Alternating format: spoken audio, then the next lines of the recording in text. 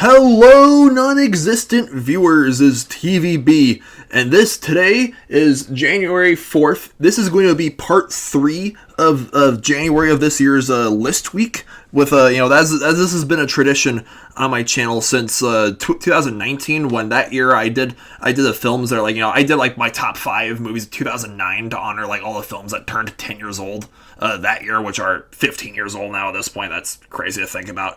And ever since 2021, my friend Danny talked me into doing, hey, you should also do these list videos of the movies that are turning 20 years old in their respective years, because back in 2021 it was the 20th anniversary of Fellowship of the Ring. It's my the Lord of the Rings movies, my favorite movies of all time. So I'm going to keep this going with this year too. This list is going to be my top 5 favorite movies from 2005, and tomorrow I'm going to be doing my top 5 favorite movies of 2015, which for all the films that are turning 10 years old this year, which, oh my gosh, that's crazy to think about. Oh, geez.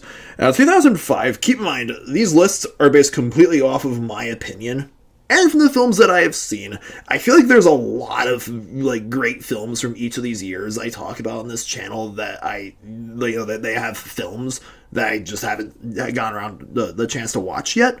So if you have a favorite movie of 2005, or if you have any recommendations of films from this year that I probably haven't seen, let me know in the comments down below. Well, that being said, though, I do have some honorable mentions.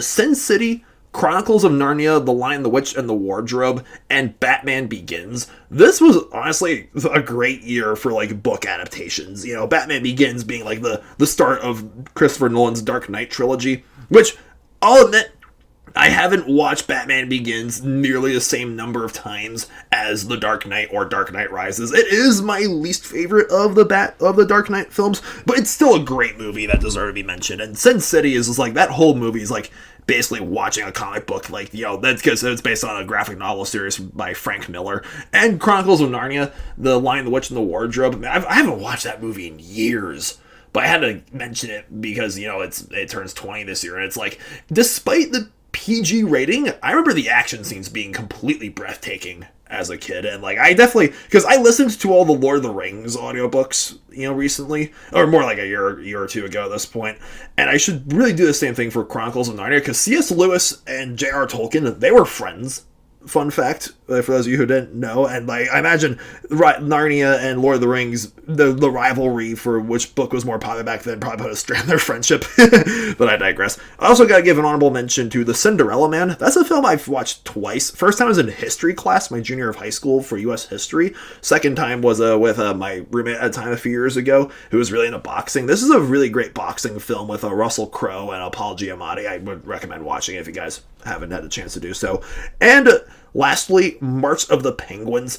I didn't feel right putting it on my actual list because it's a documentary film, but I remember seeing this movie in theaters with my mother. It's a documentary about penguins narrated by Morgan Freeman, right? And here's some TVB9 lore for you guys. As a little kid, kindergarten and first grade, I was afraid of movie theaters. I don't know what was wrong with me back then, but the idea of being in a big dark auditorium with a huge movie in front of me just scared the heck out of me back then. I didn't even see the first SpongeBob movie in theaters back in 2004. I was too afraid of theaters back then. Which, this film, my mom took me to see March of the Penguins because I wanted to see penguins, right? Because, I've always been the wild, crazy animal kid, always will be. And and this film cured my fear of going to see movies. But it did make me afraid of leopard seals, though. I will say that. Anyways, with all that being said, let's get to the list. Number 5! My number 5 spot, you guys have my friend Emerald to thank for this one, because we watched this movie at their place, Halloween, right before I graduated from Colorado State. We watched The Descent. This film is so freaky. It's so creepy and so claustrophobic, and does a really great job at making you cringe, but not the bad movie sort of cringe, but the good cringe where a horror movie just makes you so unsettled and so freaked out that you just start screaming in your seat. Yeah, there's a lot of moments like that in The Descent, which is about these British ladies. They take a vacation North Carolina, if my memory is correct, or somewhere in the United States to go caving, and they find that this is an uncharted cave system full of these crawlers, these blind humanoid creatures that have just been living underground, just eating the victims of cavers that come down here. There's a lot of like emotional scenes throughout the film too. And just again, if you love horror films and if you're looking for something to watch with your friends at your Halloween party this coming October, I would definitely suggest checking out The Descent.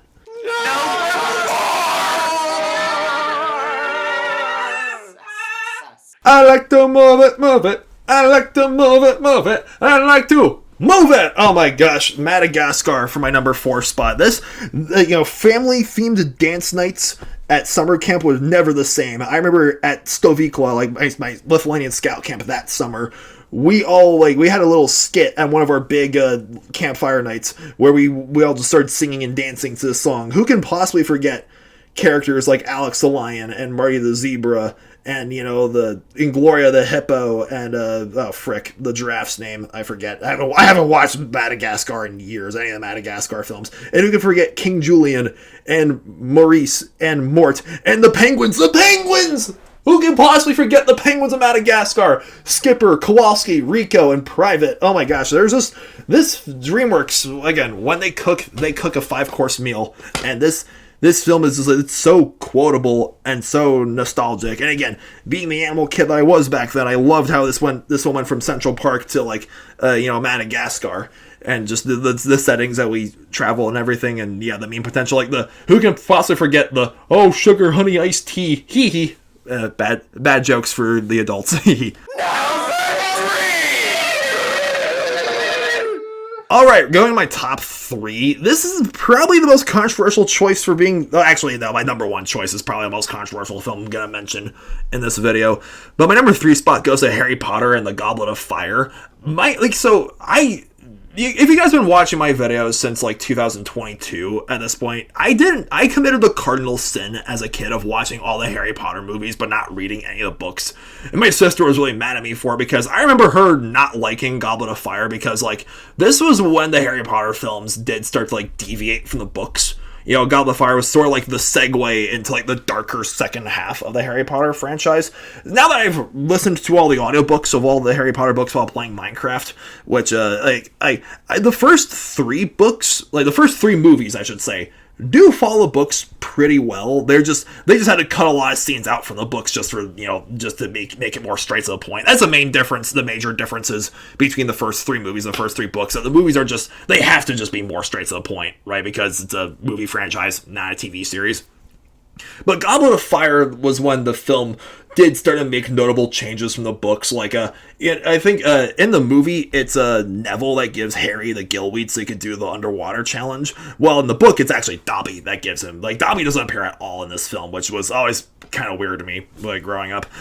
But yeah, but still, despite not being the most faithful of the Harry Potter movies to its source material, I still have I've watched this movie loads of times, and it's the action scenes, the Hungarian horntail, the dragon scene.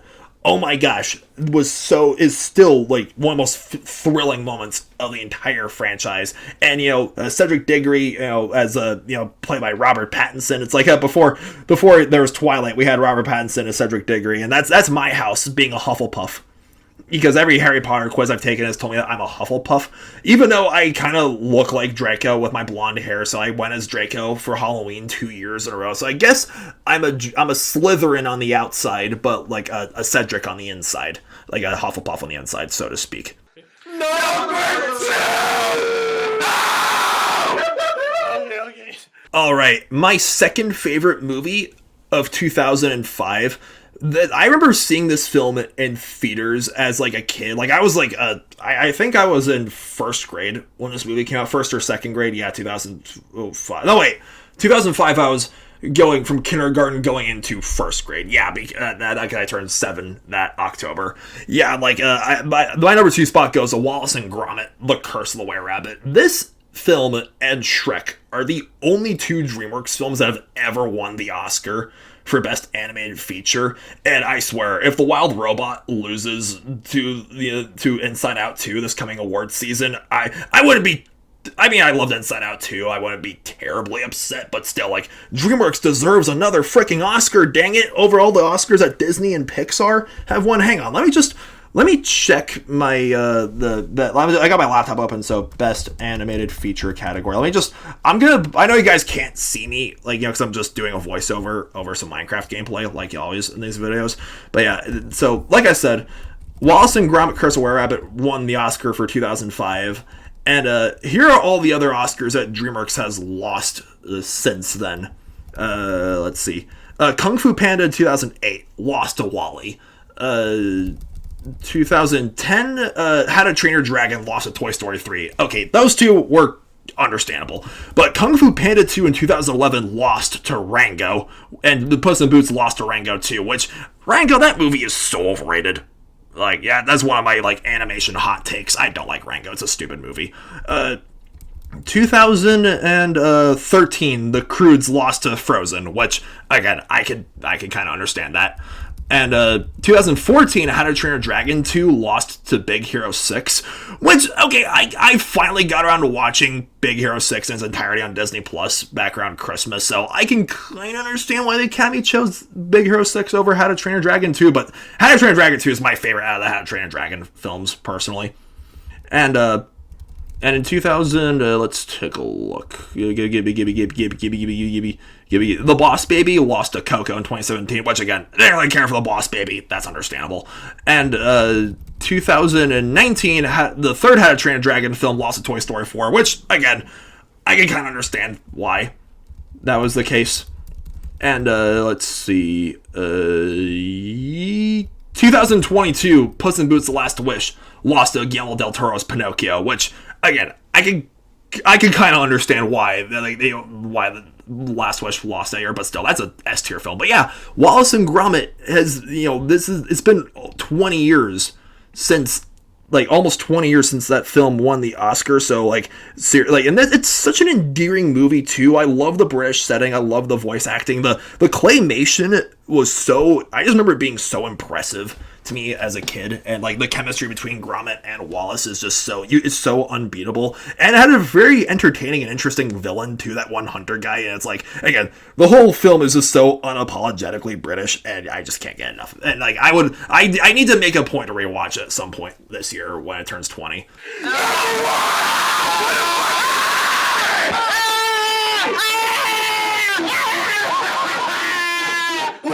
All right.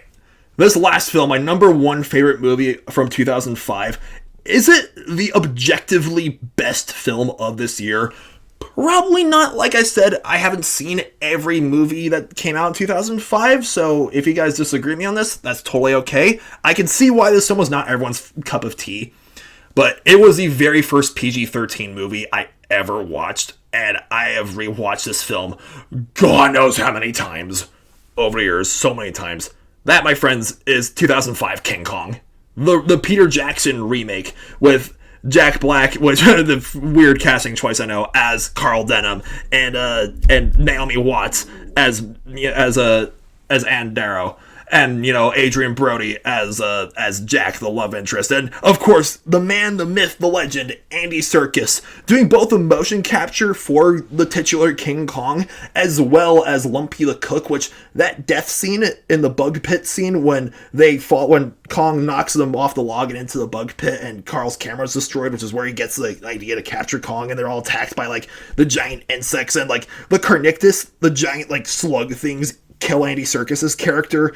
Oh my gosh. Like I said, first PG-13 movie I ever watched we watched this movie at my friend's house back in second grade, and like 8-year-old me like had flashbacks, and like it was just traumatized for literally weeks. I remember going to like being in Sunday school at church like one of those following weeks and just drawing pictures of the Carnictus just eating stick figure Lumpy on the paper. Like, oh my gosh. There's a lot of very dark and unsettling and frightening moments in 2005 King Kong like that, and also the scene where they get to Skull Island and they're attacked by the natives, and the natives sacrifice Anda Kong, and like, I understand, again, this film's definitely not without its flaws. Like, there's plenty of them. Like, did it need to be 3 hours long?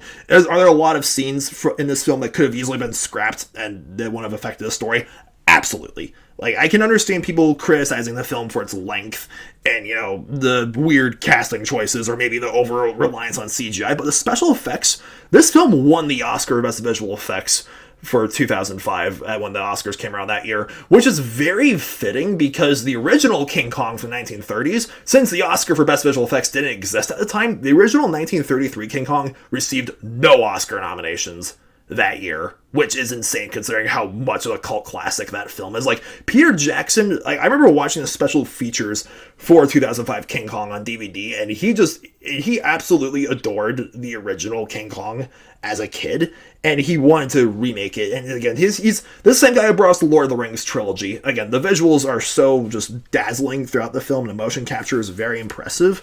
And yeah, like and King Kong is just, we can't get enough of this giant hairy ape or Godzilla. And I know it's not really canonical with the MonsterVerse, but it's like, you know, I love Kong Skull Island too, but this will always be the Skull Island that I grew up in 2005. And who can possibly forget, you know, them capturing Kong and taking him to New York City and him busting out of the theater and just rampaging through New York and going up the Empire State Building and being gunned down from the Empire State Building from the airships.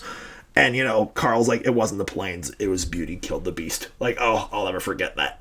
So, there you guys have it. My top 5 favorite movies of 2005. Again, if you have your own list of top 5, you know, or top 3, or top 10, or top 20 films from this year, my fellow 2000s kids, let me know in the comments down below. And subscribe to this channel, please. You guys have a good night, and stay beastly.